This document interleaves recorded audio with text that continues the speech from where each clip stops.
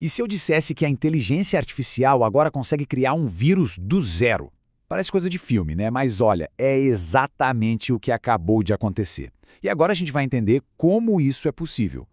A pergunta é essa: será que a inteligência artificial consegue projetar um vírus que funciona partindo do absoluto zero? Essa é uma daquelas perguntas que movem a ciência, sabe? Impulsiona a inovação, mas ao mesmo tempo, claro, levanta um monte de questões de segurança. A grande novidade é que agora a gente tem uma resposta. Pois é, a resposta que pegou muita gente de surpresa é um baita sim. Uma equipe da Universidade de Stanford foi lá e fez. Provaram que é totalmente possível. E olha, isso aqui não é só um avanço técnico, não. É muito mais do que isso. As implicações são, assim, gigantescas. Estamos falando de algo que pode, literalmente, reescrever o futuro da medicina e de como a gente luta contra doenças.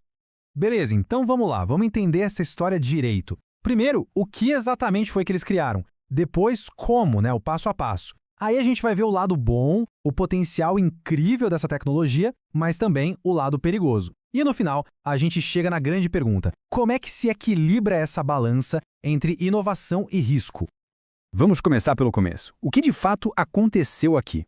O lance todo é o seguinte: a inteligência artificial não só desenhou o genoma, o código genético do vírus, mas os cientistas pegaram esse projeto digital e transformaram num vírus de verdade, físico, que funciona.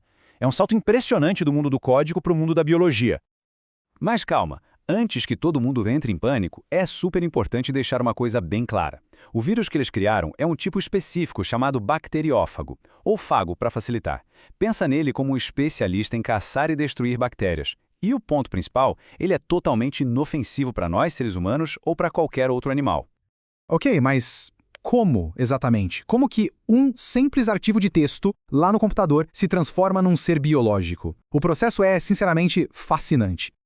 A peça-chave aqui é um tal de modelo de linguagem de DNA. Para a gente entender fácil, é como se fosse um chat GPT para o DNA. Isso mesmo. Alimentaram essa IA com uma quantidade absurda de dados genéticos e, com isso, ela aprendeu a língua da biologia. Agora, ela consegue escrever sequências de DNA novinhas em folha que simplesmente funcionam.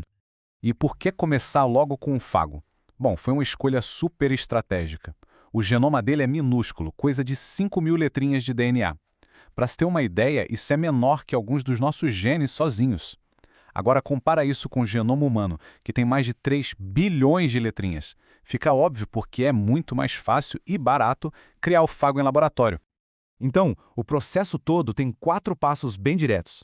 Primeiro, a IA gera o genoma, aquele arquivo de texto. Segundo, uma empresa especializada pega esse texto e transforma em moléculas de DNA de verdade. Terceiro passo, eles injetam esse DNA sintético numa bactéria, tipo a E. coli. E por último, quarto passo, a mágica da biologia. A própria bactéria lê aquele manual de instruções do DNA e começa a montar os vírus novinhos. A partir daí, a biologia assume o comando. E a prova de que deu certo foi genial de tão simples. Imagina um tubo de ensaio com um líquido meio turvo, sabe? Cheio de bactérias. De repente, o líquido fica cristalino, limpinho. O que isso quer dizer? Que o vírus criado pela IA funcionou e aniquilou suas hospedeiras. Tá, tudo isso é muito legal, mas e daí? Por que isso é tão importante? Bom, a resposta pode ser a chave para resolver uma das maiores, se não a maior crise de saúde global que a gente enfrenta hoje. Estamos falando da resistência aos antibióticos. É uma verdadeira bomba relógio. As projeções são assustadoras. Podemos chegar a quase 40 milhões de mortes por ano até 2050 por causa disso. A gente precisa desesperadamente de novas armas. E é aí, exatamente aí, que os fagos feitos por IA podem virar o jogo.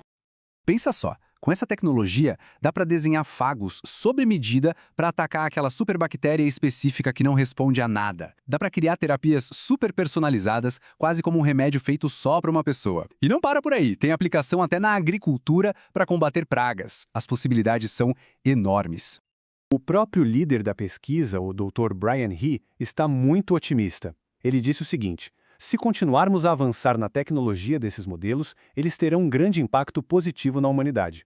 A visão é de que o bem que isso pode fazer é imenso. Ok, mas nem tudo são flores. Como toda tecnologia que é muito, muito poderosa, essa também tem o seu lado sombrio. A gente precisa, e com urgência, falar sobre os riscos. E aí vem a pergunta de $1 milhão, né? O mundo está pronto para um futuro onde, teoricamente, qualquer um possa desenhar um vírus no computador? E essa preocupação não é pequena, não. É bem real. Um artigo de opinião do Washington Post foi direto ao ponto, dizendo que não estamos nem perto de estar prontos para um mundo em que a inteligência artificial pode criar um vírus funcional. Certo, mas é importante colocar as coisas em perspectiva. A preocupação com o mau uso é totalmente válida, claro, mas a verdade é que hoje, com a tecnologia que já existe, já não é tão difícil assim projetar algo perigoso. E tem mais. Uma coisa é desenhar no computador.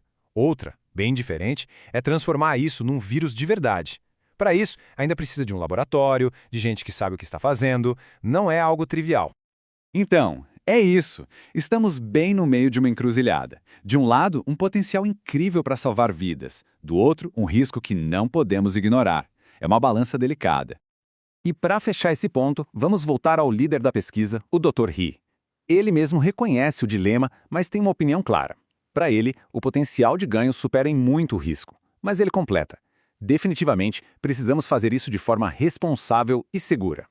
E isso tudo nos deixa com a pergunta final, que talvez seja a mais crucial de todas. A questão não é parar a tecnologia, não é frear o progresso. O grande desafio é como a gente cria as regras, as barreiras de proteção para uma ferramenta que tem o poder tanto de curar doenças quanto de criar novas ameaças. Essa é a reflexão que fica sobre o futuro que estamos construindo agora.